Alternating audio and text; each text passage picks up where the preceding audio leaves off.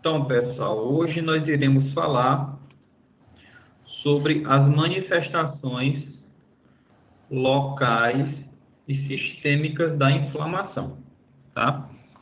O que seriam essas manifestações locais e sistêmicas? As manifestações locais são os sinais e sintomas que o indivíduo ele sente quando há um processo inflamatório de magnitude pequena, e as manifestações sistêmicas é a repercussão no organismo inteiro quando o indivíduo tem um processo infeccioso inflamatório.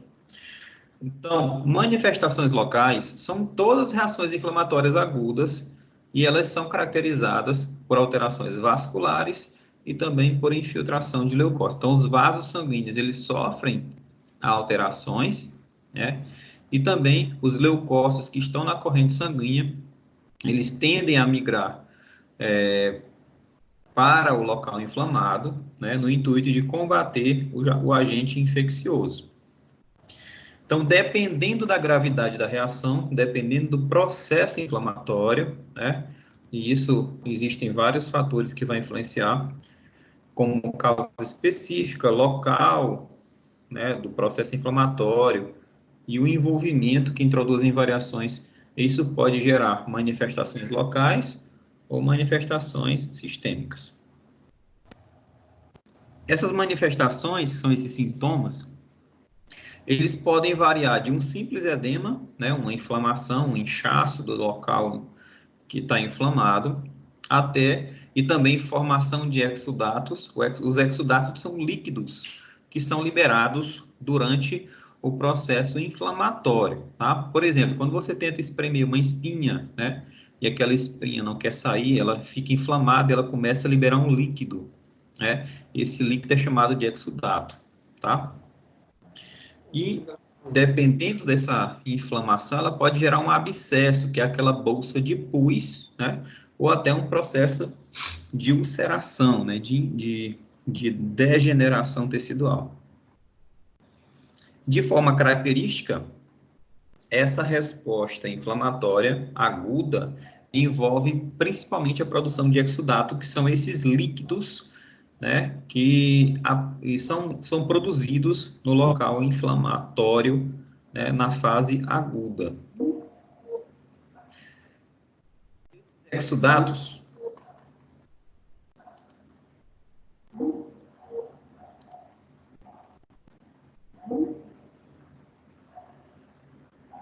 caiu aqui a conexão, eu voltei, tá? Estão dando para me ver agora de novo? Sim? Alguém me responde? Estou olhando, só. Tá, tranquilo. Então, esses exudatos, né, esses líquidos que são produzidos durante o processo inflamatório agudo, isso é importante ressaltar, que na inflamação crônica não há produção de exudato, só há produção de exudato na inflamação aguda. Anotem essa observação aí. Então, esse exudato, esse líquido produzido, ele vai depender, ele vai ter uma constituição variável, né? Ele pode ter apenas, né, água, minerais e algumas proteínas plasmáticas. Ele também pode ter ou não células, né? E aí, dependendo da constituição desses exudatos, eles podem ser de vários tipos. Os exudatos serosos, os exudatos hemorrágicos, os exudatos fibrinosos, os membranosos ou purulentos, e esses exudatos, né, ele é um composto, né, por uma combinação de várias substâncias. Por exemplo, o exudato seroso, que é aquele exudato mais cristalino, eles são derivados de fluidos aquosos de baixa quantidade, contém proteínas, e ele resulta da transferência do plasma para o local da inflamação. Então, aquele exudato seroso, ele é basicamente a parte líquida do sangue que migrou para o tecido. Exemplo de exudato seroso, nós temos aquela espinha, aquela aguinha que é liberada do tecido quando você tenta espremer uma espinha e não consegue. Também é liberado exudato seroso durante um processo de raladura, você caiu no asfalto, né? teve ali uma remoção da pele, aquele líquido que é liberado durante esse processo é também um exudato seroso. Já o exudato hemorrágico, há presença ali de hemácias que acabam se desprendendo e caindo e sendo liberados por esse processo infeccioso. Ele é liberado quando existe uma gravidade na injúria tecidual, né? Onde há lesão de vasos sanguíneos ou quando existe um significativo extravasamento de hemácias a partir dos capilares. Acontece também no processo quando você tenta espremer uma espinha também, quando você tenta espremer por muito tempo, né, além de sair, né, aquele exudato seroso, ele pode começar a liberar o exudato hemorrágico, que é o desprendimento de sangue, de hemácias ali, naquele liberação de líquido. Os exudatos fibrinosos, né, eles contêm grande quantidade de fibrinogênio, que é uma proteína que participa do processo de coagulação, tá? E aí ficou um pedacinho aqui sem aparecer. Então, esses exudatos fibrinosos, eles formam uma camada espessa e viscosa, né? Ele forma ali uma capinha de proteína em cima, né, do processo inflamatório. Acontece, por exemplo, logo após que você levou aquela queda no asfalto e aquela ferida, ela começa a formar tipo uma capinha em cima. Geralmente essa capinha é formada por exudatos fibrinosos, que gera ali uma coagulação do sangue. Existe também o exudato membranoso, ou pseudomembranoso, onde se desenvolve nas superfícies das mucosas, e são compostas por células necróticas, né, embebecidas de um exudato fibropurulento. Então, onde são encontrados esses tipos de exudato? Principalmente aqui na garganta, quando está inflamado, né, aquela formação daquelas placas esbranquiçadas nas amígdalas, é decorrente desse exudato pseudomembranoso purulento. Existe o exudato supurativo, onde tem o pus, né? Ele é composto, esse líquido ele é composto por células de defesas também que estão ali presentes nesses líquidos. Também, só que esses leucócitos estão mortos. Proteínas e resíduos teciduais também fazem parte desse exudato purulento. Alguns micro-organismos, tais como estafilococos, a presença desses micro-organismos, eles geram a probabilidade, né, de induzir um determinado tipo de inflamação aguda e, consequentemente, formação de um determinado tipo de exudato. Por exemplo, estafilococos, né, principalmente estafilococos aureus, a infecção causada por essa bactéria induz a produção de uma inflamação aguda e formação de pus, né, gerando exudato purulento.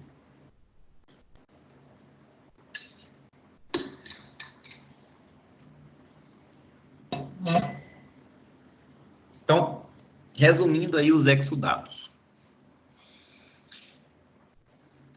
Primeiro, o exudato seroso, ele é composto por um líquido cristalino que basicamente tem água, né, sais minerais e algumas proteínas do plasma, da parte líquida do sangue. Onde que são encontrados esses exudatos serosos? Nos flictemas. Professor, o que são flictemas? São aquelas bolhas de queimadura, aquela aguinha encontrada dentro da bolha de queimadura, do calo, né? Aquela estrutura, né, edemaciada. No interior tem um líquido transparente, que nada mais é do que um exudato seroso. Já o exudato fibrinoso, além desse líquido, nós temos a formação de coágulos de proteína decorrente da presença do fibrinogênio ativado. Que é encontrado no líquido pleural, quando o indivíduo tem uma inflamação da pleura, que é a membrana que reveste os pulmões, do líquido peritoneal também, e do pericárdio, que é a membrana que reveste o coração. Existe também o exudato catarral, né, que a gente não falou no texto, mas tem aí na figurinha, que ele é produzido em processos inflamatórios agudos, como rinite, gripe, resfriado. Ele nada mais é do que aquele corrimento nasal que acontece em um resfriado, tá? E aí vai depender do processo inflamatório, ele pode ser mais cristalino ou ele pode ter uma grande quantidade de muco, né? Mudando a sua cor. Já o exudato purulento, ele é encontrado em abscessos, em regiões inflamadas, onde há produção de pus, e também em processos de apendicite. A inflamação hemorrágica, né, o exudato hemorrágico, acontece quando o tecido inflamado gera ruptura de vasos sanguíneos. Aí, junto com aquele líquido, também tem presença de hemácias. E o exudato pseudomembranoso, onde formam ali as placas ou crostas, principalmente na região das amígdalas, em processos de inflamação, infecção de garganta, de amígdalas. O abscesso é uma região também, que é um processo que também pode acontecer em processos infecciosos, é uma área localizada da inflamação, e lá dentro, né, é uma bolsa, né, que contém o exudato purulento. Os abscessos, tipicamente, ele tem uma porção central, que é composta, né? Aquela bolsa interna é composta por tecidos mortos, né? E também o exudato purulento, com pus. E esse abscesso, ele é circundado por uma camada de neutrófilos, né? Células de defesa ao redor. Em algumas condições, os fibroblastos, as células produtoras de fibras, eles podem formar uma cápsula ao redor desse abscesso, né? Desse processo infeccioso e gerar uma cápsula ali. Qual a finalidade dessa cápsula? É neutralizar aquele material que está causando um processo inflamatório e reduzir o estímulo inflamatório daquele tecido. Então, como os agentes antimicrobianos, eles não podem penetrar a parede do abscesso, né, essa bolsa que é formada por fibras, decorrente da ativação dos fibroblastos, essa bolsa ela fica impermeável e até antimicrobianos não conseguem chegar naquele local, não conseguem ultrapassar essa barreira. Então, nesses casos, o indivíduo, quando está com um abscesso, se ele tomar antibiótico, esse antibiótico não chega no tecido. Por isso que é importante fazer o debridamento, que é a limpeza do abscesso. A incisão cirúrgica faz aquela drenagem, né? Remoção do pus. E para esse processo, apesar de ser doloroso, porque o tecido inflamado ele é um tecido extremamente ácido e os anestésicos não atuam, não conseguem ter um efeito tão evidente, o indivíduo acaba sentindo dor. Ele é importante porque sem esse processo cirúrgico, sem essa intervenção, esse abscesso vai ter uma cicatrização muito difícil. Então, exemplo de abscesso nós temos aí, né, essa afta, esses abscessos purulentos abaixo da pele também, uma espinha aí que foi inflamada, ou um pelo de barba encravado, um dente ali que está inflamado, aquela bolsa formada ali, internamente está cheia de pus, né? E aí nós temos um abscesso na mandíbula do indivíduo que se rompeu, está aí sendo drenado, né? Esse abscesso purulento, que tem até hemácias também, tá? Uma hematonalidade mais um pouco arroseada devido à presença das hemácias. Para quem não jantou ainda, ó. Então, como é que ocorre a formação desse abscesso? Nós temos, por exemplo, aí, a penetração de um objeto estranho, representado aí por uma farpa, um pedaço de madeira. Esse pedaço de madeira está contaminado com micro-organismos. Isso gera, né, essa presença desse material estranho infectado por micro-organismos gera um sinal, um estímulo inflamatório. Esse estímulo inflamatório, ele é verificado pelos sinais inflamatórios, sinais cardinais, né, como pele vermelha, quente, né, inchada e extremamente dolorida. Então, a presença daqueles micro-organismos, eles são percebidos pelas células de defesa locais, chamado de células sentinelas, que já falou na aula passada, o macrófago e o monócito, ou mastócito. Essas células liberam substâncias quimiotáxicas, né, e citocinas inflamatórias que vão induzir a migração das células de defesas até o local do processo inflamatório. Em seguida, esse tecido do local da inflamação, ele começa a sofrer necrose, ele começa a morrer.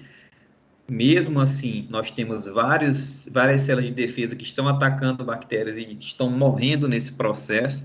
Então, há a formação de um tecido necrosado e ao redor desse tecido necrosado começa a formar uma parede, uma cápsula de proteínas que vão revestir esse tecido necrosado e impedir que ele gere mais estímulos inflamatórios e isso piore. Então, essa parede fibrosa, ela serve para reduzir esse estímulo inflamatório. E aí está formado aí o abscesso, né? Que é uma cápsula revestindo ali o tecido necrosado, cheio de pus. E a ulceração, o que seria uma ulceração? A ulceração se refere a um local de inflamação em que uma superfície epitelial, como a pele ou até o trato gastrointestinal, se tornou necrótica, né? Ele começou a morrer, o tecido começou a se desmanchar, sofrer erosão, se degradar decorrente desse processo inflamatório. Frequentemente, essa ulceração, ela gera uma inflamação subendotelial associada. Então, a ulceração ela pode ocorrer como resultado de uma injúria traumática, né? Uma injúria física. Que essa injúria física ela vai agir na superfície da camada epitelial. Por exemplo, a úlcera péptica. A úlcera péptica é uma erosão, uma necrose na camada interna do estômago, decorrente do excesso de ácidos. Então, aquela gastrite, ou inflamação causada pela acidez excessiva do estômago, começa a gerar uma erosão na parede do estômago, né? Essa parede do estômago começa a necrosar, gerando uma ulceração. Então, essa ulceração é a evolução, no caso da úlcera péptica, é a evolução do processo inflamatório. Inicialmente se tem uma gastrite, e essa gastrite, quando evolui, começa a atacar a parede do estômago, gerando uma ulceração na parede do estômago, chamada de úlcera péptica. Essa ulceração comumente gera ruptura de vasos sanguíneos. Tá? Existem também as úlceras encontradas em pés diabéticos, né? É a necrose decorrente de um processo inflamatório, gerando, inclusive, comprometimento dos vasos sanguíneos. Em lesões crônicas, em que há o insulto repetido. Professor, o que é insulto repetido? São lesões de repetição. Por exemplo, um calo que se forma no mesmo lugar várias vezes. A área que circunda esse insulto repetido gera uma úlcera e desenvolve proliferação de fibroblastos. Então, esses fibroblastos vão gerar fibras e aquele tecido ele vai gerar um tecido endurecido, uma cicatrização endurecida. Tá? Então, por exemplo, um indivíduo que tem calo no mesmo local várias vezes, gerando um insulto repetido, aquela lesão ela vai gerar uma cicatrização rica em fibroblastos e também em células da inflamação crônica, como monócitos e linfócitos, e gera um enrijecimento do tecido. Então, exemplos de ulceração, nós temos a úlcera péptica, né, é a erosão da camada interna do estômago. Nós temos aí exemplo de uma ulceração aí da boca, né, causada talvez por uma infecção sexualmente transmissível, uma ulceração de um pé, né, provavelmente um pé diabético, aquela necrose ali, aquela degradação da epiderme é uma úlcera. Uma ulceração na boca também aí, cheio de tecido necrosado, destruído. E a ulceração de um pé diabético, onde tem vários artérios que já estão comprometidos, já estão entrando em estado de necrose. Provavelmente esse pé aí, ele precisa ser amputado. Professor, Oi. essa ulceração, a herpes pode acontecer, a ulceração, não? Sim, pode. Só isso? Só isso, professor. Ah, tá.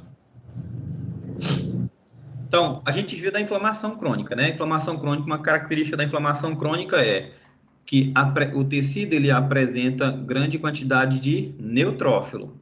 Outra característica da inflamação, perdão, da inflamação aguda. Uma característica da inflamação aguda é que o tecido ele é rico em neutrófilos, tá? Outra característica da inflamação aguda é que ela produz exudato, dependendo do tipo de exudato, independente, tá? Já a inflamação crônica, ela também tem duas características. Ela não produz exudato e os tecidos são ricos em linfócitos e monócitos, que são as células da inflamação crônica. Então, em contraste com a inflamação aguda, que é usualmente autolimitada e de curta duração, a inflamação crônica ela tem um percurso mais longo e geralmente ela é autoperpetuante. Isso quer dizer o quê? A inflamação aguda ela tem início e fim.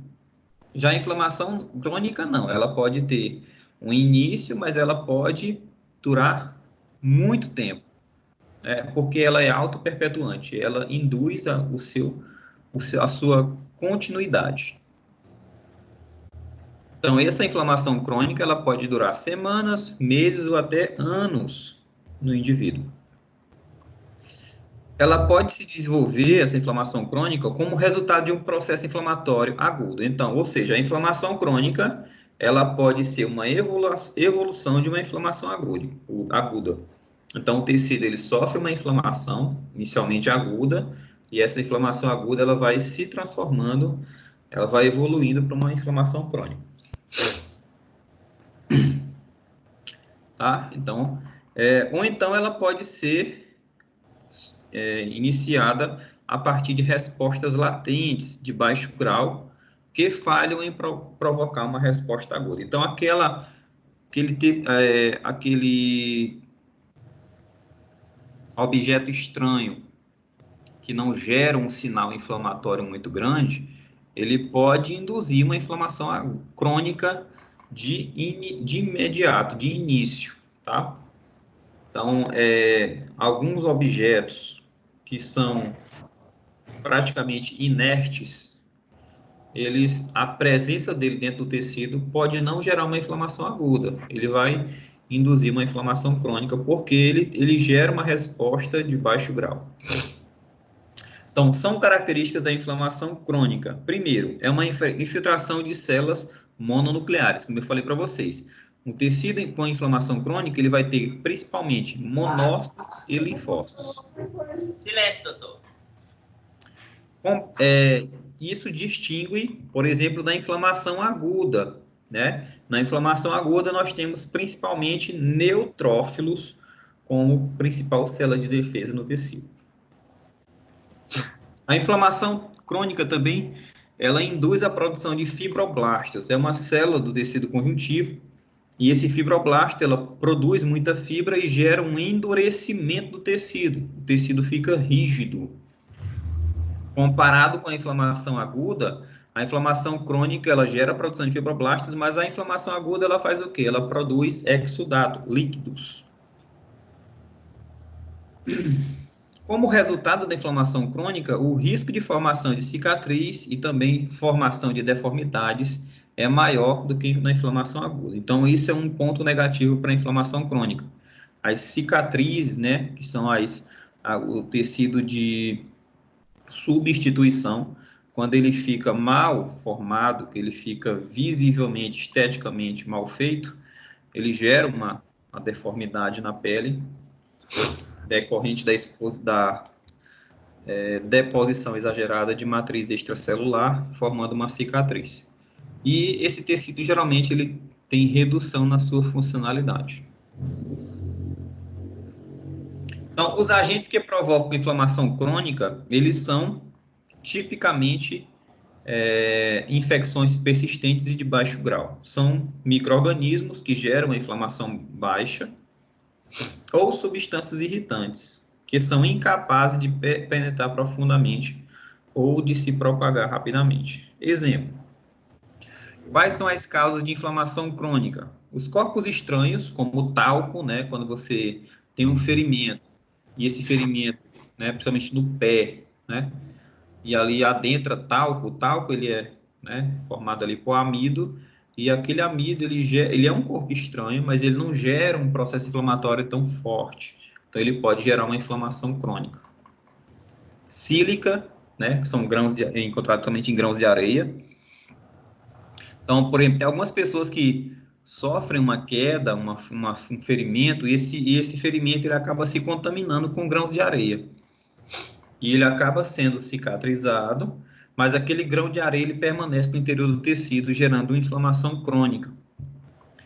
Cristais de asbesto também, né, são estruturas inertes que não geram uma resposta inflamatória tão grande. Materiais cirúrgicos, né, e inclusive fios de sutura.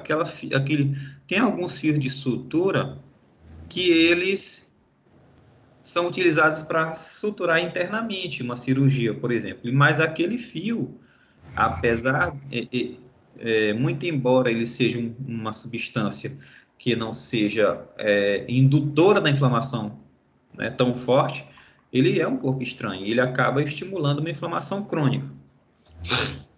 E muitas vezes esse fio de sutura ele é expelido do corpo meses ou anos depois, porque como ele é um objeto estranho, o corpo ele vai tender expulsar esse objeto estranho do seu interior, tá? Então é comum uma pessoa, por exemplo, coçar uma cicatriz e sair ali grão de areia, sair um pedaço de linha de sutura. É comum isso acontecer, porque o corpo ele está todo o tempo tentando expelir aquele material estranho. Muitos vírus também provocam resposta inflamatória crônica, assim como bactérias também. Fungos e parasitas de maior virulência e baixa. Deixa eu botar o microfone ligado aí. É Cláudio, é?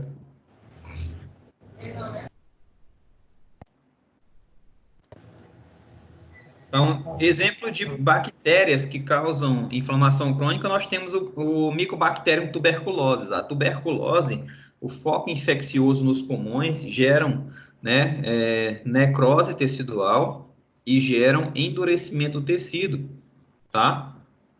Então, a presença da bactéria que causa tuberculose gera uma inflamação crônica nos pulmões. A bactéria Treponema pallidum, causadora da sífilis, né, e alguns fungos do gênero Actinomyces. Esses micro-organismos, eles são exemplo de substâncias, de micro-organismos que causam inflamação crônica. Presença de tecido danificado, né, como, por exemplo, o que circunda uma fratura em cura, também pode citar uma inflamação crônica. Então, aquele fragmento de osso, né, de um indivíduo que teve uma fratura, aquele pequeno fragmento de osso que ficou ali dentro do tecido, por si só, como ele é um material pontiagudo, ele gera uma inflamação crônica. Por que ele não gera inflamação aguda? Porque o osso, ele é um material inerte, né, o organismo não pode reagir gerando um processo inflamatório contra um pedaço de osso, porque senão nós estaríamos em apuros, né? Porque nós temos vários ossos no nosso corpo. Essa inflamação crônica, né? Vários mecanismos imunológicos, eles desempenham um papel muito importante nessa inflamação. Então, existem dois padrões de inflamação crônica que podem induzir, né, algumas características importantes, como, por exemplo, a inflamação crônica inespecífica. A inflamação crônica inespecífica é uma inflamação em que as células de defesa elas estão ali espalhadas de forma homogênea no tecido. Já a inflamação granulomatosa, as células de defesa estão localizadas numa região muito delimitada chamada de granuloma, né? Geralmente formam um pequeno carocinho. Então, a inflamação crônica inespecífica envolve um acúmulo difuso, né, espalhado de macrófagos e linfócitos no local do tecido injuriado. Isso acontece devido a uma quimiotaxia constante, liberação de substâncias que vão atrair células de defesa, e faz com que os macrófagos se infiltrem no local inflamado, vão se acumulando e vão sobrevivendo, né, a esse processo inflamatório, gerando uma vida prolongada.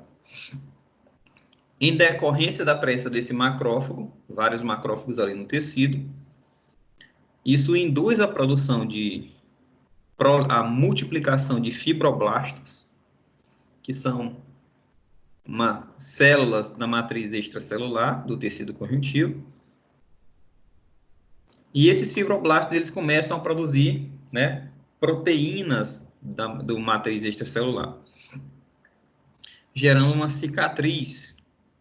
Em muitos casos, ele gera uma substituição do tecido conjuntivo normal, gerando, inclusive, até a substituição do tecido parenquimatoso, que é o tecido propriamente dito funcional daquele órgão, tá? Então, o tecido cicatricial resultante de uma inflamação crônica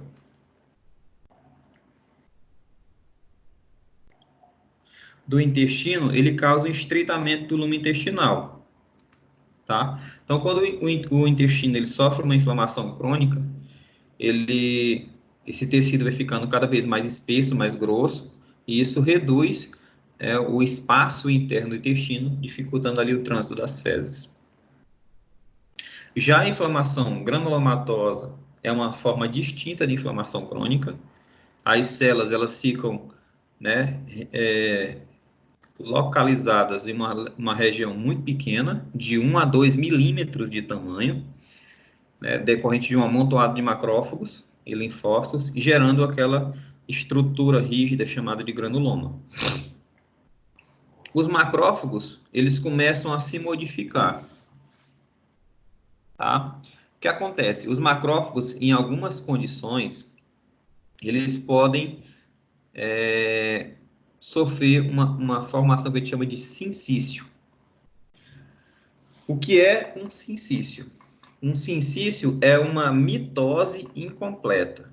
Então, uma célula, quando ela vai se multiplicar, ela, primeiro, faz a divisão do núcleo, né, que é dividido em prófase, metáfase, anáfase e telófase, e depois que o núcleo se divide em dois, ocorre a divisão do citoplasma, chamada de citocinese. A formação do sincício acontece quando os macrófagos começam a se multiplicar, mas essa mitose ela é incompleta. O núcleo se multiplica, mas o citoplasma permanece único. Então, o sincício é a formação de um aglomerado de células que tem o seu citoplasma fusionado. Então, ela forma uma célula gigante com vários núcleos no seu interior. Existe uma célula que é caracteristicamente um sincício formado por macrófagos. Essa célula é encontrada no tecido ósseo chamado de osteoclasto. O osteoclasto ele é um sincício de macrófagos que está ali presente no tecido ósseo, que tem a finalidade de degradar a matriz óssea, fazendo remodelamento dos ossos. Então, esses macrófagos, no processo inflamatório crônico, né, que gera uma inflamação granulomatosa, ele vai gerar uma célula semelhante ao osteoclasto, né, chamado de célula epitelioide. Então, as células epitelioides são derivadas de um monócito no sangue, né, que pode se transformar no macrófago. Essa formação de célula epitelióide, causada na granulação, está associada principalmente a corpos estranhos, né? Como farpas, linhas de sutura, cristais de sílica e de asbesto, e até micro-organismos que causam a tuberculose, que causam sífilis, que causam sarcoidose, infecções fúngicas profundas e até a brucelose. Então, nesse processo, nessas condições, onde há presença dessas substâncias imunogênicas, a presença dessas estruturas faz com que o macrófago ele gere uma célula epitelióide, que é uma célula gigante com vários núcleos. Professor, mas para que essa célula? A formação dessa célula epitelióide é uma forma de tentar fagocitar uma estrutura que é maior do que a célula. Por exemplo, um cristal de areia, apesar de ser pequeno para a gente, é uma estrutura gigantesca comparada com uma célula. Então, essas células, elas se juntam, né, se multiplicam para formar uma célula múltipla maior, porque essa célula maior, ela tem a capacidade de fagocitar estruturas maiores. Então, esse tipo de agentes que causam inflamação granulomatosa, eles têm uma característica em comum. Eles são mal digeridos e usualmente não são facilmente controlados por outros mecanismos inflamatórios. Então, o que acontece? A farpa, a sutura, essas estruturas todas. O neutrófilo não consegue dar conta, não consegue destruir. O monócito sozinho não consegue, o macrófago não consegue. Então, eles acabam tentando, como medida extrema, formar ali a célula epitelióide para tentar dar conta dessa estrutura. Então, as células epitelióides na inflamação granulomatosa podem se agregar em uma massa ou elas podem desaparecer, formando uma célula gigante multinucleada que tenta circundar o agente estranho, né? Então, essa célula gigante decorrente da formação das células epitelióides tem a finalidade de tentar circundar, rodear aquele agente estranho e acabar com o processo estimulatório da inflamação. E por último, né, uma membrana de tecido conjuntivo forma uma estrutura, uma cápsula ali ao redor da lesão isolada para impedir, né, que essa estrutura estranha mantenha ali o processo de indução do processo inflamatório. Por exemplo, né, uma farpa, um grão de areia, cristal de sílica que está ali dentro do ferimento, ele gera se ele permanecer dentro da cicatriz, ele gera ali um endurecimento, né, decorrente da formação dessa cápsula. Essas células que são formadas pela fusão de vários macrófagos são chamadas também de células gigantes de corpo estranho. Então, percebam aí nessa estrutura, tá vendo essa célula ao centro, um citoplasma gigante com vários núcleos. Então, essa célula aí é uma célula gigante de corpo estranho. Então, ela aparece, logicamente, quando há um corpo estranho que não consegue ser destruído pelos outros mecanismos do processo inflamatório. Então, essa é a última tentativa no intuito de destruir esse agente estranho.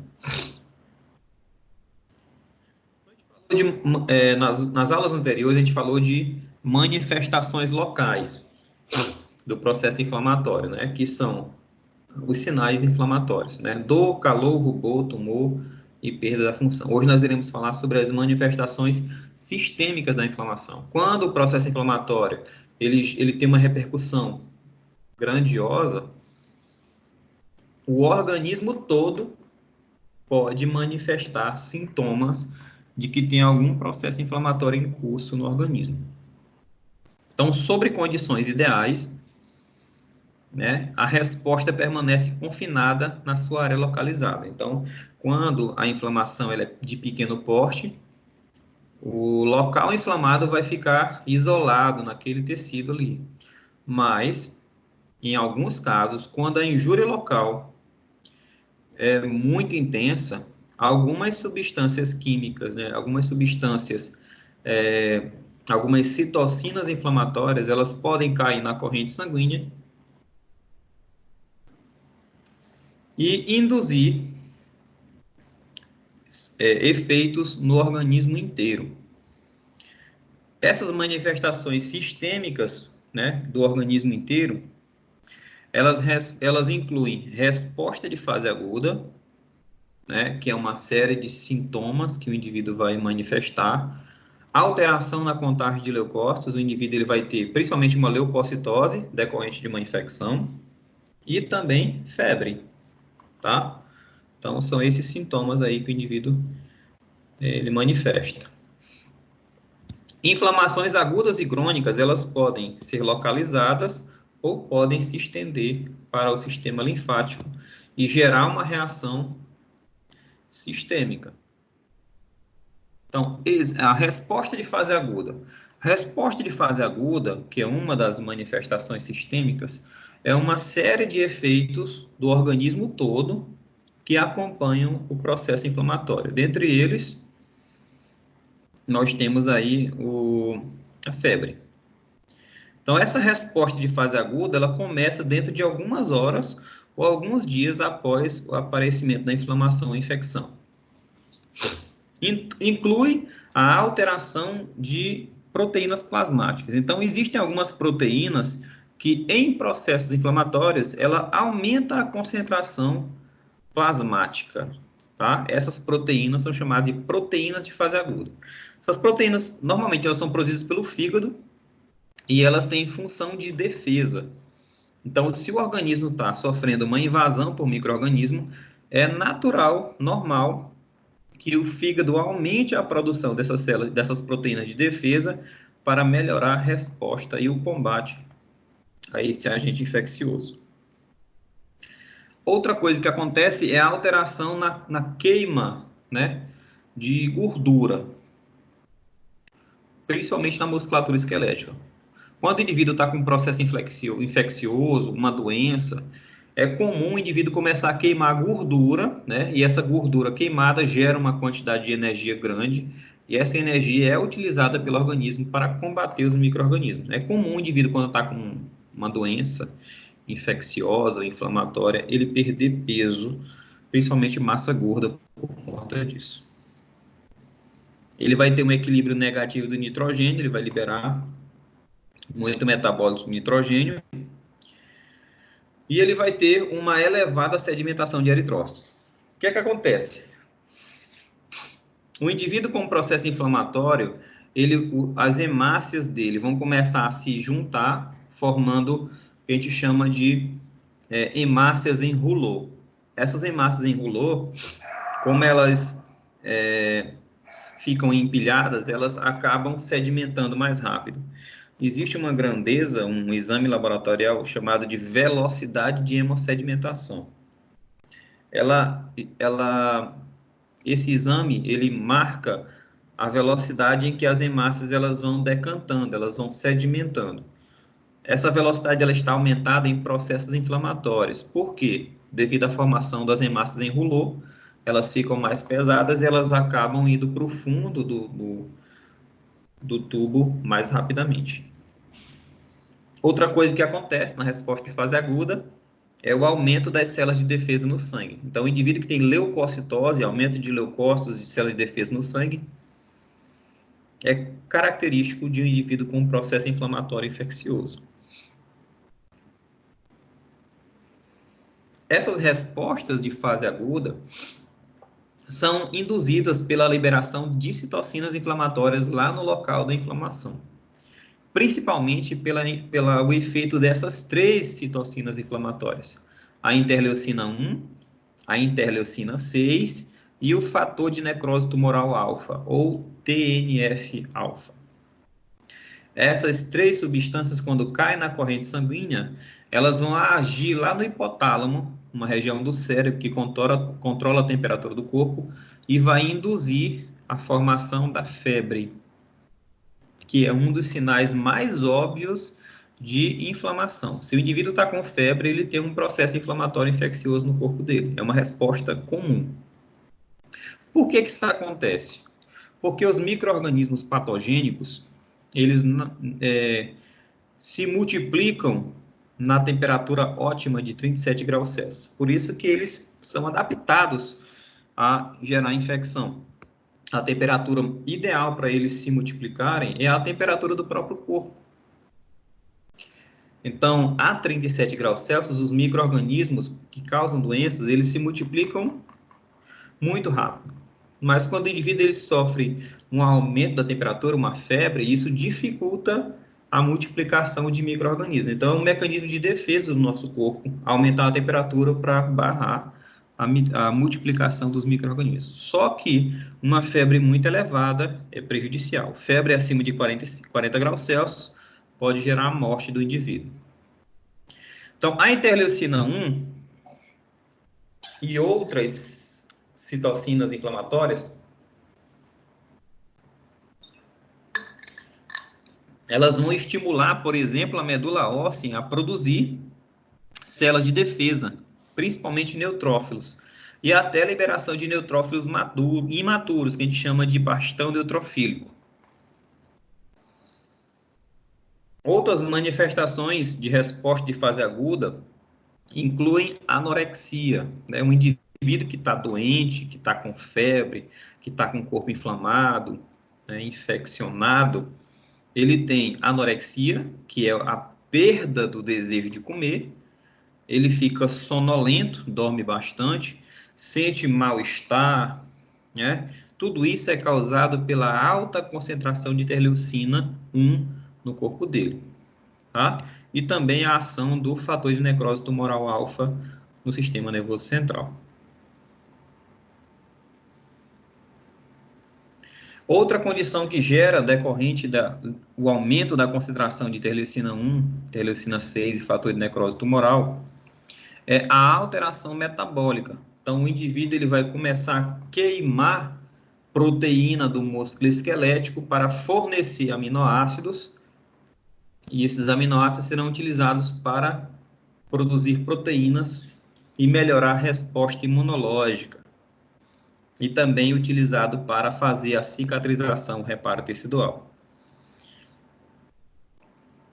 Em geral, essa resposta de fase aguda serve para coordenar várias alterações na função do corpo e permitir uma resposta ideal pelo hospedeiro. Então, essas alterações, né, esses sintomas que o indivíduo tem, nada mais é do que uma forma que o organismo encontra para resolver a inflamação de forma mais eficaz. Resposta inflamatória sistêmica, ela ocorre também em infecções bacterianas graves, como a sepse. E isso ocorre decorrente a uma grande quantidade de micro-organismos no sangue. Ele é resultado de uma resposta inflamatória descontrolada. A presença do micro-organismo no sangue gera uma inflamação muito grande, liberação de enormes quantidades de citocinas inflamatórias, como interleucina 1 e fator de necrose tumoral alfa, e desenvolvimento daquilo que a gente chama de síndrome de resposta inflamatória sistêmica. Essa síndrome gera vasodilatação generalizada, permeabilidade vascular, então o líquido do sangue começa a drenar para os tecidos, e isso, consequentemente, baixa drasticamente a pressão arterial, o indivíduo fica extremamente edemaciado, e ele pode sofrer um choque hipovolêmico, devido a baixa concentração, baixo volume de sangue no tecido. Então, isso pode gerar morte do indivíduo decorrente da sepse. As proteínas de fase aguda, que é o que a gente falou, que são proteínas de defesa, são produzidas pelo fígado, elas têm a sua produção aumentada devido também à ação das interleucinas 1, 6 e fator de necrose tumoral alfa. Então, o fígado ele vai aumentar a produção de diversas substâncias, como, por exemplo, a proteína amiloide sérica A. Essa proteína, ela tem uma capacidade de defesa, ela ajuda no sistema de defesa do organismo, nós iremos falar daqui a pouco. Outra que é muito famosa é a proteína C reativa, que é um dos marcadores mais utilizados em laboratório para determinar se o indivíduo tem um processo inflamatório ou não. Então, se faz, por exemplo, o doseamento dessa proteína no sangue do paciente, e se o valor estiver acima de 1 unidade, mostra que o indivíduo tem um processo inflamatório em curso. Também tem a lecitina ligadora de mannose, né, que é uma proteína, também chamada de MBL, que participa do sistema complementar. Nós iremos falar dela também.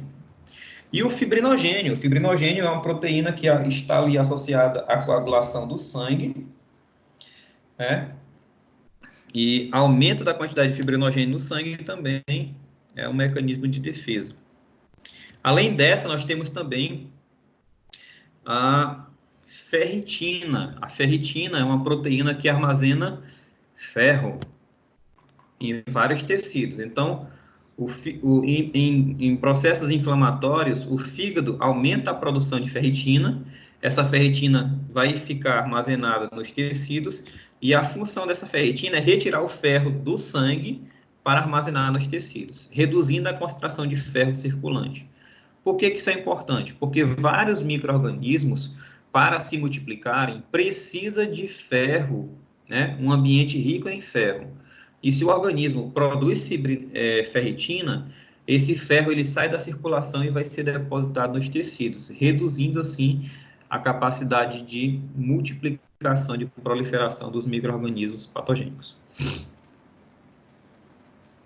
Então, durante a resposta de fase aguda, o fígado ele aumenta e muito a síntese dessas proteínas, como o fibrinogênio, a proteína C reativa, a proteína amiloide sérica A, a proteína ligadora de mannose, e essas proteínas elas vão ajudar no mecanismo de defesa, cada uma com a sua função específica.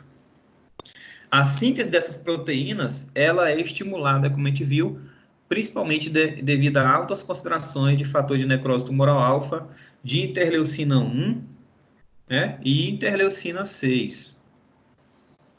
Por exemplo, a primeira delas, a PCR, a proteína C reativa, ela foi assim chamada porque ela precipitava uma fração de proteína chamada de polipeptídeo C.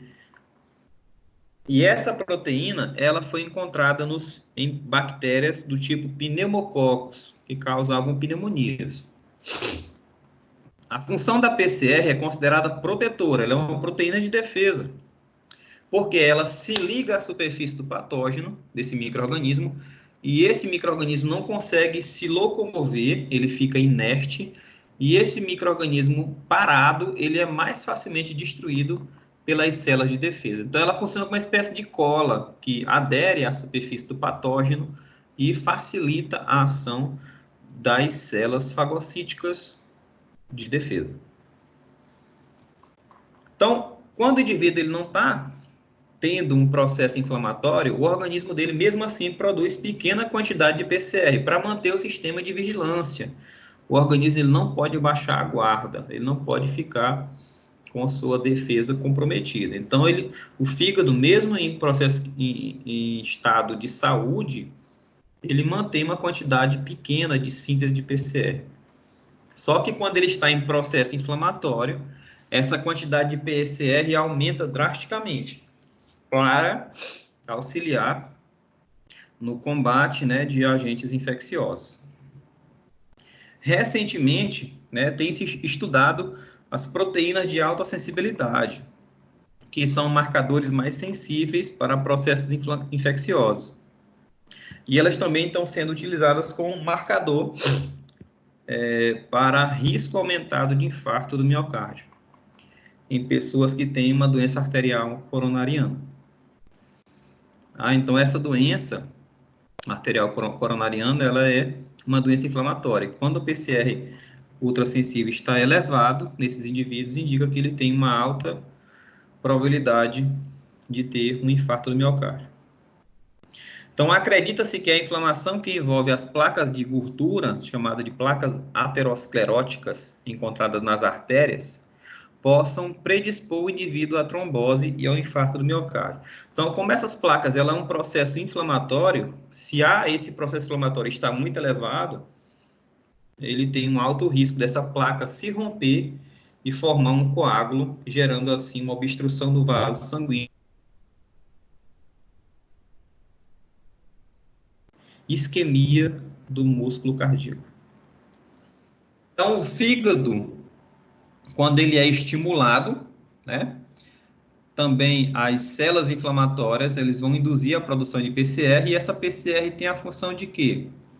As células endoteliais, elas vão reduzir a produção de óxido nítrico, vão aumentar a produção de proteínas adesivas, né, e outras proteínas. O monócito, em decorrência do aumento da PCR, aumenta a captação de colesterol LDL, aumenta a expressão de interleucinas 6, 1 e fator de necrose tumoral, e aumenta a expressão de outras substâncias. A célula da musculatura lisa, também estimulada pela PCR, estimula a proliferação e a marginação de células fagocíticas e também a produção aumentada de espécies reativas de oxigênio.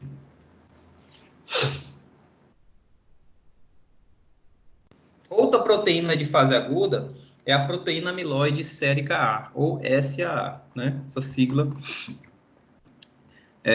indica essa proteína. Então, durante a resposta de fase aguda, a proteína SAA, né, ela substitui uma proteína encontrada na partícula de HDL, né, a apolipoproteína A. Essa apolipoproteína A é um componente das partículas, como eu falei, de lipoproteínas de alta densidade, o HDL, né, popularmente conhecido como bom colesterol. Uma vez sendo substituída a proteína amiloide sérica A, substituindo a apolipoproteína A, isso gera o aumento da transferência de HDL dos hepatócitos para os macrófagos. Então, isso gera, né, um deslocamento de energia. Então, quando ocorre essa substituição da apolipoproteína A pela SAA, o HDL ele começa a transportar gordura para os macrófagos. E esses macrófagos, com essa gordura, começam a produzir mais energia. Isso facilita o seu trabalho, né? Dá mais energia para ele continuar no processo de defesa do organismo.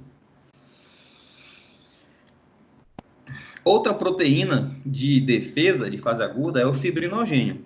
O fibrinogênio, quando ele está em alta concentração, que é uma proteína que auxilia na coagulação do sangue, ele faz com que as hemácias comecem a se aderir, formando pilhas, que a gente chama de hemácias em rouleau. E essas hemácias empilhadas, elas se precipitam no sangue mais rapidamente, gerando um aumento do VHS.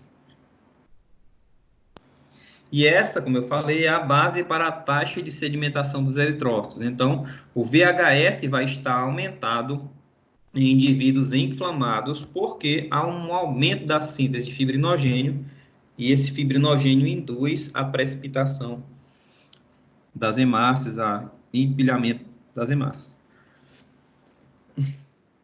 Esse fenômeno de sedimentação rápida é mensurado pelo exame VHS, velocidade de hemossedimentação. Outra proteína de defesa é a lecitina ligadora de Manose. A via da lecitina é um dos mecanismos de ativação do sistema complemento.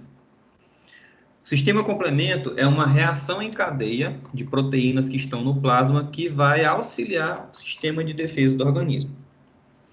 Uma das proteínas envolvidas na ativação da cascata do sistema complemento é a lecitina ligadora de Manose, que é uma proteína de fase aguda. Então, essa via da lecitina é um tipo de reação em cascata do sistema complemento com estrutura semelhante à via clássica do sistema complemento, a qual, após a ativação, envolve a ação de C4 e C2 para produzir proteínas ativas do complemento ajusante na cascata. Em contraste a uma via clássica, a via da lecitina ela não precisa de anticorpos. Tá? A via clássica ela é dependente de anticorpos tá? Já a via da lecitina, ela é independente de anticorpos. Ela vai se ligar à manose, que são açúcares encontrados em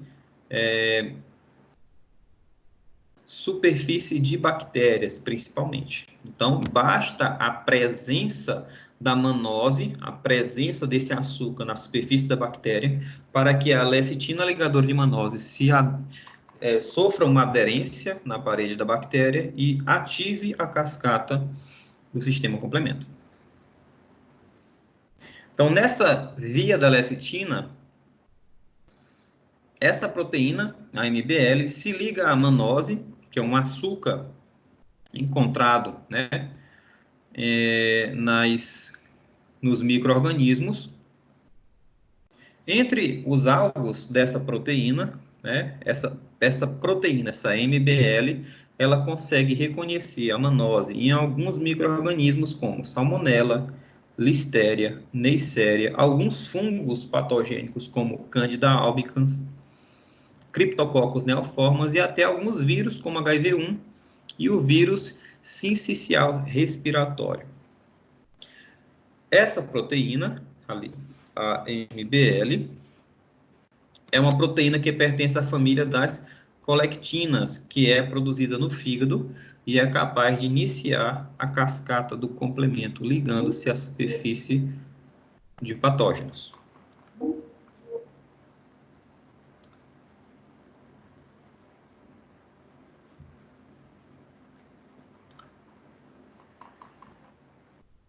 Então, aqui nós temos as proteínas do sistema complemento, C2, C3 e C4.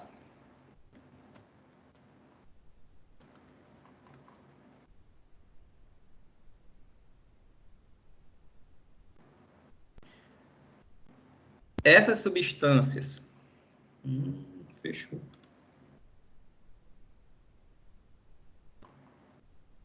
Estão conseguindo me ouvir, pessoal? Sim. Eu tô. Tá certo, é porque meu PowerPoint fechou aqui. Estou abrindo novamente. Tranquilo, professor.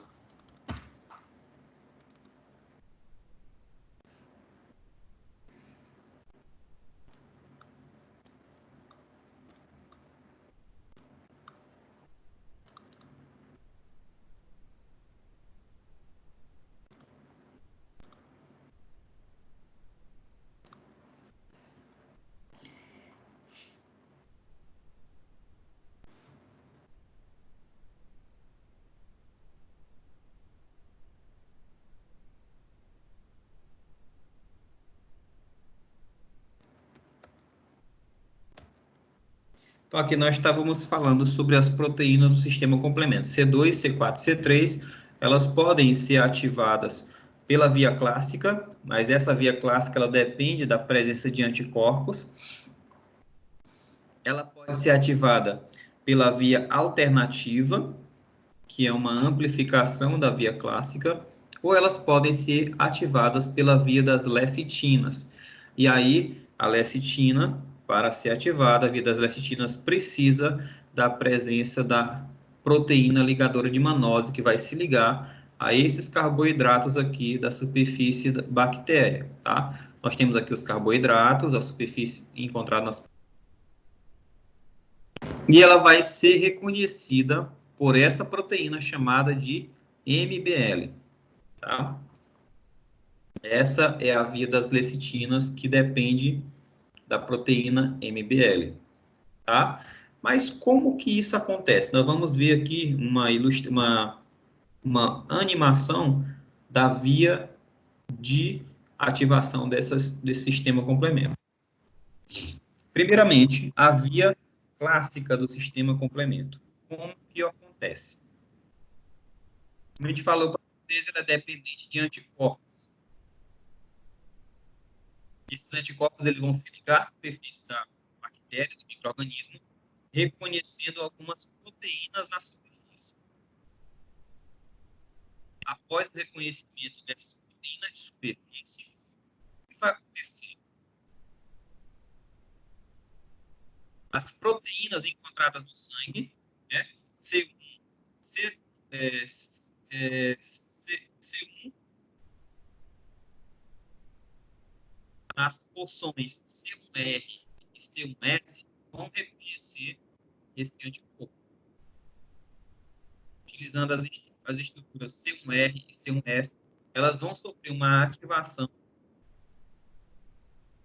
decorrente do reconhecimento desse anticorpo.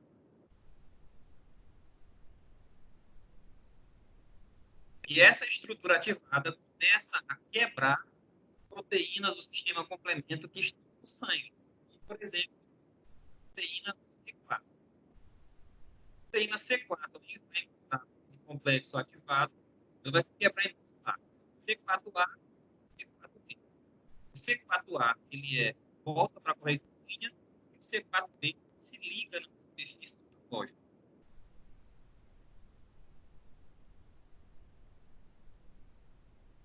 A C2, outra proteína, também se quebra ao entrar em contato com essa estrutura C1S, C1R ativo. Também gera quebra de C2A e C2B. A C2B é liberada para o sangue e a C2A se liga na superfície do patógeno também a C4B. E por último, esse complexo C4B e C2A vai quebrar em C3, liberando C3A e C3B.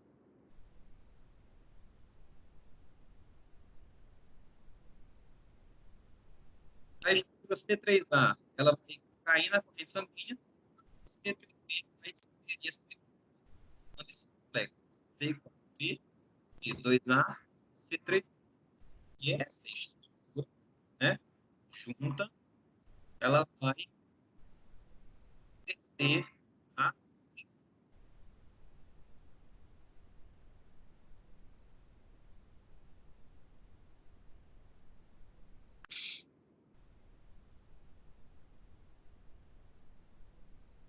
Então, essa é a chamada via clássica do sistema complemento. A outra estrutura, a via, que é chamada de via de ataque de membrana, o MAP, complexo de ataque de membrana.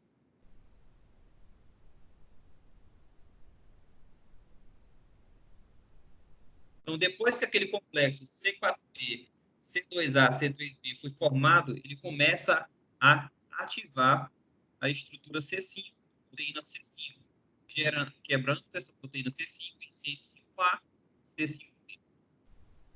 A estrutura C5B, então, ativa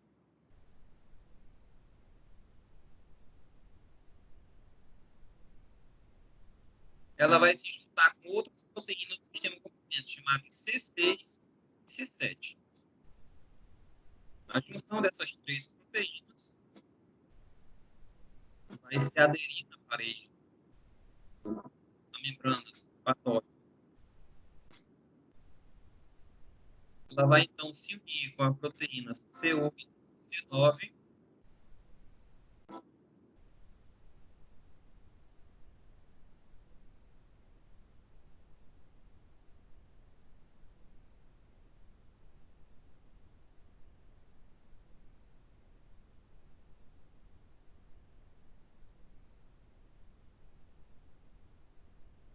e a C9 começa a se polimerizar. Essa C9 ela vai gerar benefício, né? Essa plasmática. E esse a bactéria começa a perder líquido interno. Ela vai perder a capacidade de selecionar o que entra e o que sai dessa bactéria. E em decorrência da formação desse poro, esse microorganismo ele acaba se movendo. Tá? Então, essa é a principal função do sistema complemento, é destruir o microorganismo na sua superfície. Por último, temos a via das lecitinas, que é o que a gente estava falando agora há pouco, que a lecitina é uma proteína, né, de fase aguda. Ela, dependendo do diferente das outras fases, ela é independente daquele anticorpo do início. Então, o que é que vai acontecer? A lecitina, a proteína MBL, ela vai reconhecer os açúcares encontrados na superfície da bactéria, uma manose. Essa proteína MBL, então, se liga à superfície do patógeno, reconhecendo esses açúcares na membrana plasmática. E depois dessa ligação, ela vai formar aquele mesmo complexo, C4b e C2a, encontrado na via clássica. Só que na via clássica, para iniciar, depende da presença do anticorpo. Na via da lecitina, não precisa. Basta ter a presença da nossa superfície do patógeno.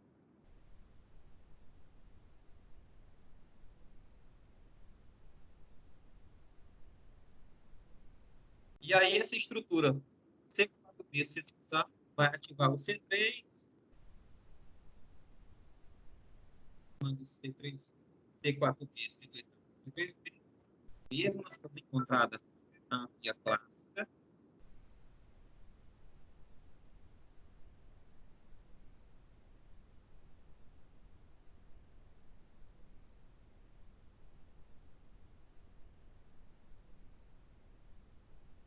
O E aí, áudio esse está complexo, saindo para mim.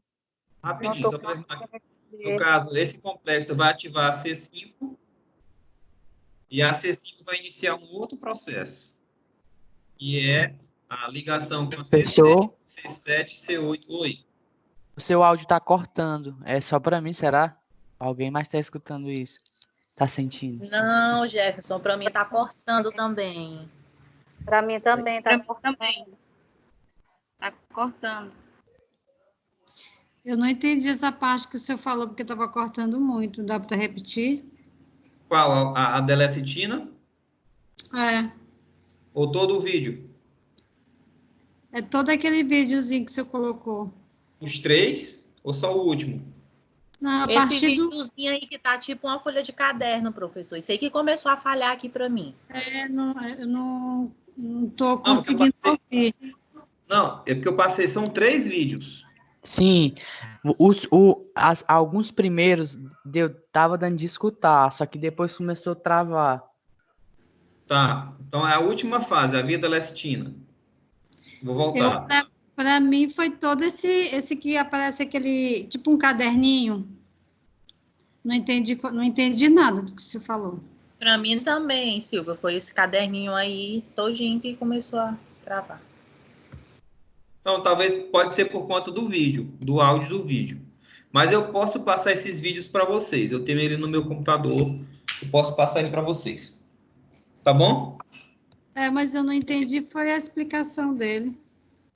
Pois é, mas se eu for explicar com o vídeo, pode ser que fale de novo. Tá. Entendeu? Uhum. Aí é só para vocês entenderem a importância dessa proteína, a MBL, porque ela vai ativar o sistema complemento independente de anticorpos, porque a via clássica e a via alternativa, elas dependem de anticorpos, e os anticorpos geralmente são formados uma semana depois da infecção. Já a via da lecitina, ela depende apenas da presença... Perdão. Professor, o vídeo tem áudio? Tem. Não, tem não. Tem só uma musiquinha. Ah, é por isso que deu a intervenção de sua voz. Mas tem como porque colocar tem os 3 videozinhos no ambiente, no AVA? Como? Fora a aula? Não entendi. Além da aula colocada no AVA, tem como colocar esses 3 vídeos em evidência para a gente assistir eles separados? Tem. Ótimo, ótimo. Tem como colocar. Aí eu posso passar para vocês. Tá bom? Então, continuando as respostas sistêmicas da inflamação. Outra manifestação que é encontrada é o aumento de células de defesa na circulação. A leucocitose, que é o nome dado ao aumento de leucócitos na circulação, é um sinal frequente e comum de que está ocorrendo um processo inflamatório. e esse aumento é decorrente dessa resposta inflamatória. E, especificamente, os leucócitos, eles aumentam mais frequentemente quando ocorre uma infecção bacteriana. Mas isso não quer dizer que vírus, protozoários e outros micro-organismos não causem aumento de leucócitos. Causam sim, só que as bactérias são mais frequentes. Então, o indivíduo normal, ele tem a quantidade de células de defesa no seu sangue que variam entre 4.000 e 10.000.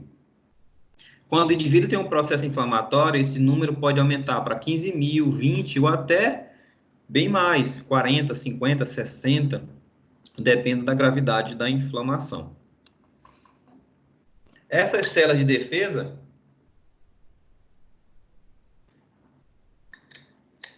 que são produzidas na medula óssea, após saírem da medula óssea, essas células de defesa, principalmente os neutrófilos, têm um tempo de vida de 8 a 10 horas na circulação sanguínea, e depois eles migram para o tecido e morrem. Para que essa contagem permaneça alta, nós temos uma demanda muito grande da medula óssea, para que ela produza em maior quantidade para manter essa demanda. Com essa demanda excessiva, a medula óssea ela pode também, devido ao excesso de demanda, começar a liberar formas imaturas de neutrófilos, que são chamados de bastões neutrofílicos na circulação. Então, infecções bacterianas, eles induzem um aumento, principalmente de neutrófilos na corrente sanguínea. Parasitas, presença de parasitas e inflamação e alergias induzem o aumento de eosinófilos. Infecções virais induzem a produção aumentada de linfócito e redução de neutrófilos. Tá? Por que isso acontece? Porque essas células são específicas para combater determinados patógenos. Por que neutrófilo aumenta a infecção bacteriana? Porque é o neutrófilo que combate bactéria. Por que parasitoses geram um aumento de eosinófilo? Porque é o eosinófilo que combate parasita. Por que aumenta linfócitos numa infecção viral? Porque os linfócitos que combatem vírus. Pode ocorrer também uma redução de células de defesa, chamada de leucopenia. Isso ocorre em infecções muito graves. Então, a medula óssea fica tão sobrecarregada em produzir células de defesa, que tem uma hora que ela entra em colapso e reduz drasticamente a sua produção. Essa condição é chamada de leucopenia. Por que isso acontece? Como eu falei para vocês, o amadurecimento das células de defesa e a produção da medula óssea, elas são dirigidas. Tá? Por exemplo, a infecção causada por vírus, ela induz a produção de interleucina 7, e aí nós temos a interleucina 7 como um dos principais citocinas inflamatórias que induz a produção de linfócito. Por isso que o linfócito aumenta, porque o vírus gera uma inflamação que aumenta a produção de interleucina 7, e essa interleucina 7 estimula a produção de vírus. Por que a parasitose aumenta a produção de eosinófilo? Porque a presença do parasita gera uma inflamação que aumenta a produção de interleucina 5, que é uma citocina inflamatória muito produzida em parasitoses, e essa interleucina 5 age lá na medula óssea, induzindo a produção de mais eosinófilo, tá? Por que a infecção bacteriana induz a produção de neutrófilos? Porque infecção bacteriana aumenta a produção de interleucina 1 e 6, e essas interleucinas induzem a produção de monócitos e neutrófilos. Professor, Oi. O neutrófilo ele é um indicador de que há inflamação, mas assim, ele pode indicar também qual tipo de micro-organismo ou não? Ou isso aí já é outra coisa? Não, preste atenção, Silvia. Eu entendi a tua pergunta e realmente dá para confundir.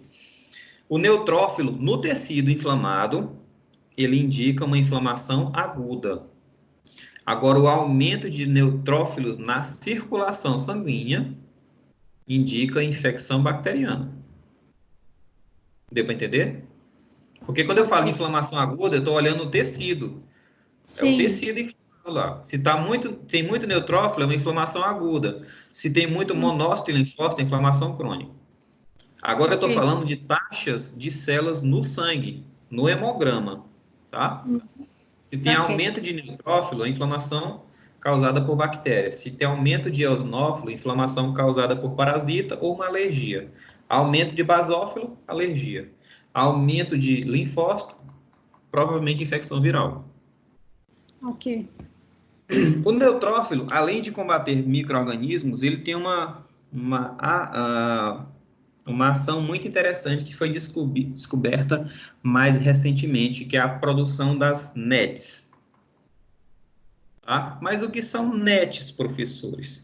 As NETs são teias, né, que o neutrófilo libera, e essas teias elas são feitas de DNA. Então, aquele neutrófilo que tem um núcleo segmentado, aquele núcleo não funciona mais para a célula se multiplicar. O neutrófilo não faz mais mitose. Mas, em condições de infecções, esse neutrófilo ele pode ejetar o seu núcleo, e esse núcleo cheio de DNA, ele agarra os micro-organismos. Na tela aí nós temos à direita 4 bactérias que foram aderidas a essas NETs, tá? Então, dá para ver essas NETs aí, ó. A liberação de fatores antimicrobianos pelo meio extracelular. Estudos recentes mostram que neutrófilos podem gerar fibras extracelulares, chamados de armadilhas extracelulares de neutrófilos, ou NETs.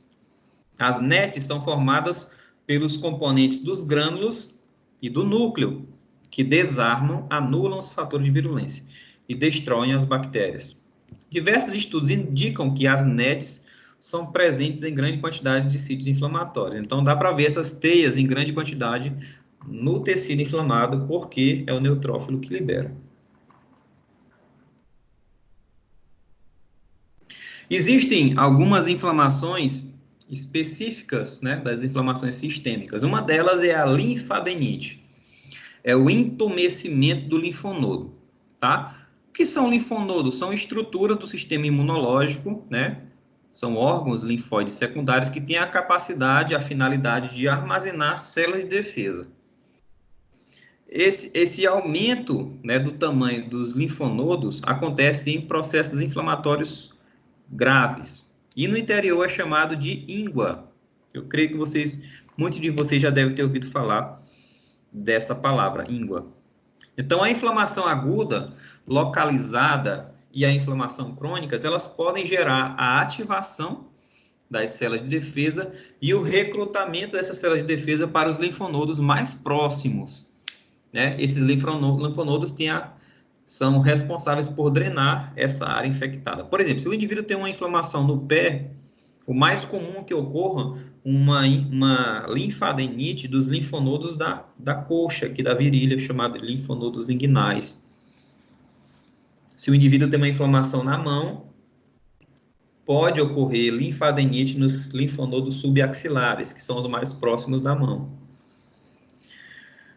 Tá? Essa resposta representa uma resposta inespecífica a mediadores liberados pelos tecidos danificados, ou uma resposta imunológica a um antígeno específico.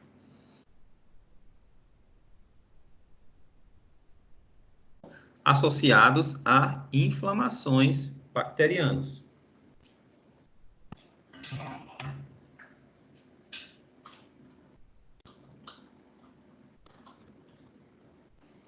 Tá? Mas pode ocorrer também o aumento do linfonodo, mas quando isso não é doloroso, isso pode ser característico de uma neoplasia, que a gente chama de linfoma, tá? Então, o linfonodo está aumentado em tamanho e ele está dolorido, a gente pensa logo em inflamação.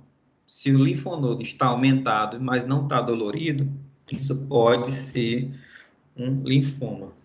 Então, exemplo aqui de linfadenites, né? Inflamação do linfonodo. Nós temos linfonodos inguinais, o femoral, o linfonodo umbilical, o linfonodo epigástrico. O linfonodo epigástrico pode estar aumentado em uma infecção gástrica, numa gastrite, numa úlcera, né? O linfonodo umbilical ele pode estar ali entumecido numa infecção grave do sistema do trato gastrointestinal. Os linfonodos inguinais eles podem estar entumecidos em infecções sexualmente transmissíveis, né? Gonorreia, sífilis, né? Que é o linfonodo inguinal mais próximo da genitália. E o femoral pode estar entumecido, pode estar com linfadenite em inflamações dos membros inferiores. Aí nós temos uma linfadenite cervical, bem evidente. Uma linfadenite, não sei se dá para ver aí, próximo aos pelos axilares. Um entumecimento dos linfonodos subaxilares. Esse aqui é uma linfadenite do linfonodo inguinal, ao lado da virilha, tá? Dá para ver aí, por exemplo, os pelos pubianos nessa figura, tá? E uma linfadenite dos linfonodos cervicais.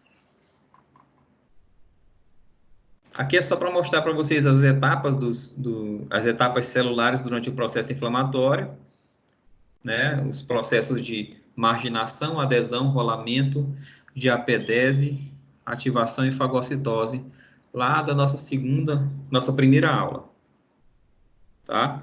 E os mecanismos de ativação, liberação das células inflamatórias e produção de citocinas pró-inflamatórias, tá? Aqui nós temos um mapa mental que resume algumas etapas do processo inflamatório, tá? Só para refrescar a memória de vocês, que também está na minha aula que disponibilizei para vocês, e a gente fica por aqui, certo? Agora eu deixo o espaço aberto para as questões, os questionamentos. Vou voltar aqui para o vídeo. Alguém tem alguma dúvida?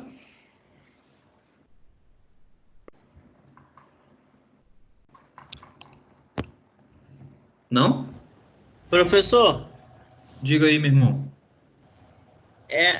na hora que a Silvia está comentando com o senhor, aí Sim. eu escutei, mas eu não prestei muito bem atenção. Não, porque eu passei... Para ela. Tá, eu passei 3 vídeos explicando as vias do sistema complemento, tá? Via clássica, via alternativa e as vias lecistinas. Por que eu passei esses vídeos? Só para explicar a importância daquela proteína MBL, porque ela é a proteína que ativa a via das lecitinas, tá? Só coloquei para poder ser... para enriquecer o material, tá? Mas... não quer dizer que vai cair na prova, alguma coisa do tipo, tá? O que eu posso cobrar é a importância dessa proteína, MBL, mas é importante vocês entenderem o mecanismo do sistema complemento, né, que eu falei, inclusive, lá nas aulas anteriores. Tranquilo, professor. Certo? Mas eu vou disponibilizar... O que aconteceu? Quando eu passei os 3 vídeos, ele tem um fundo musical, mas ele não tem legenda. Eu estava narrando o que estava acontecendo. E aí muita gente falou que a minha voz estava falhando, o áudio da minha voz. Talvez por conta da música. Então o Silvio pediu para eu explicar de novo. Aí eu disse, não, Silvio, eu vou disponibilizar esse vídeo para vocês e vocês vão assistir novamente na minha aula gravada, tá? Mas eu não vou cobrar aquele vídeo ali, não. Mas é bom que vocês entendam. Tranquilo. Certo? Certo. Basicamente isso. Alguém mais? Povo tudo calado. Eu vou começar a fazer pergunta. Vou escolher uma pessoa aqui para fazer pergunta. Não é calado não, professor. É assustado a palavra. O que foi, meu irmão? Porque é muita informação, professor. Não, mas é. Rapaz, vocês vão ser farmacêutico, rapaz. Vocês têm que saber disso. Professor, Diga aí, Betânia. seria até interessante o senhor elaborar umas questões, não em relação a ponto, até se fosse valendo ponto era até bom, Mas não, eu digo assim, para tipo, porque a sua prova vai ter, que são 12 questões, né? E um assunto bem complexo, interessante e que exige assim, um estudo bem centrado. Daí eu fico me perguntando, Jesus amado, de onde vem a pergunta dessas 12 perguntas? De onde? Qual ponto? Tipo, se eu colocou assim que pode relacionar uma das perguntas com a importância da MBL, né? Eu até Sim, gritei aqui. sim. Ó, por exemplo, o que é que pode vocês estudarem? Diferença de inflamação aguda para crônica, as manifestações sistêmicas, né? Quais são os sintomas que o paciente manifesta quando ele tem uma inflamação sistêmica? Febre, anorexia, aumento de leucócito, metabolização de proteínas e gorduras, sonolência, mal-estar. Tudo isso são sintomas que o indivíduo manifesta quando ele tem um processo infeccioso grave. Que é o que você vai ver na clínica, por exemplo. Quando você estiver analisando um paciente lá no consultório da farmácia, por exemplo, que ele está com febre, com mal-estar, com perda de apetite, tu vai entender que isso aí é um processo inflamatório infeccioso, que tu pega o hemograma do paciente e está com o leucócito lá em cima, e que se tiver aumento de neutrófilos, tu já é suspeita de que é uma inflamação bacteriana. Se tiver aumento de linfócito, tu suspeita de uma infecção viral, né? Tá? E aí, através dessas informações, tu vai entender que aquele paciente está passando por um processo infeccioso inflamatório que necessita de uma conduta. Utilizar um antimicrobiano, né? Um antibiótico, se tiver receita, ou um antiviral, ou um antigripal, para tratar os sintomas, ou um analgésico para pelo menos reduzir os sintomas causados pela inflamação, para reduzir a febre, reduzir a dor, reduzir a inflamação. E Professor, essa importância de, nas UTIs de hospitais, eles fazerem exame diários, né? Para ter justamente o controle.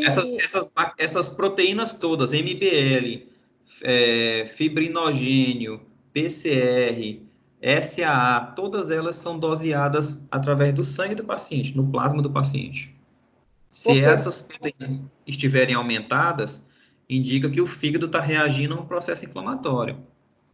Porque o farmacêutico clínico, quando tem lá o debate que vai a equipe médica, né? Sim. Falar sobre o paciente, tudo isso é colocado. Lógico, tudo Até isso é colocado. Cura.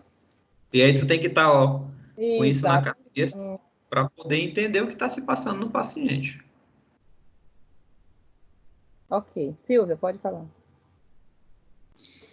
não, eu quero perguntar para o professor o seguinte: o senhor conseguiu disponibilizar o livro? O quê? O senhor conseguiu disponibilizar o livro no portal ou não deu? Não dá, ele é grande demais. A outra pergunta é a seguinte: eu acho que até o dia 26 ainda vai estar suspensa as aulas, né? Presenciais. Silvia, rapidinho, eu vou passar para vocês a capa do livro que eu utilizo para elaborar essas aulas aqui. Deixa eu ver. Vocês estão vendo a tela do computador aí, né? Sim. Livros, vamos lá. Eu tenho um pouquinho de livro aqui. Aqui tudo é livro. Tá, esse aqui é meu livro do coração. É esse aqui que eu utilizo para fazer as minhas aulas. Tá? Vocês conseguem baixar esses livros pela internet. Vou fazer o seguinte, eu vou parar aqui a gravação, tá? Eu posso parar aqui a gravação? Só rapidinho. Professor, deixa eu só lhe fazer uma pergunta referente a linfadenite, que Sim. na sua explicação o senhor disse que lá ele acaba estimulando o patógeno específico, né, para poder ser combater. Eu lhe pergunto o seguinte, qual o micro-organismo, ele tem um micro-organismo específico para provocar essa linfadenite ou tem outros que podem ser associados? Qualquer patógeno pode lhe gerar, né? Lógico, tem uns que têm mais capacidade de gerar linfadenite. Mas por que isso acontece? Ó, o linfonodo é o órgão que ocorre a apresentação do antígeno. Lembra da aula de quarta-feira que eu falei para vocês? Olha, as células apresentadoras de antígeno, uma disciplina, pessoal, está relacionada com a outra. Quando eu falo de processo inflamatório, eu preciso entender que esse combate acontece no nível do sistema imunológico também. Ó, na aula de quarta-feira eu falei o seguinte, que as células fagocíticas que estão lá no tecido, elas fagocitam a bactéria, elas digerem essa bactéria e vão apresentar essas proteínas bacterianas lá para as células de defesa no linfonodo.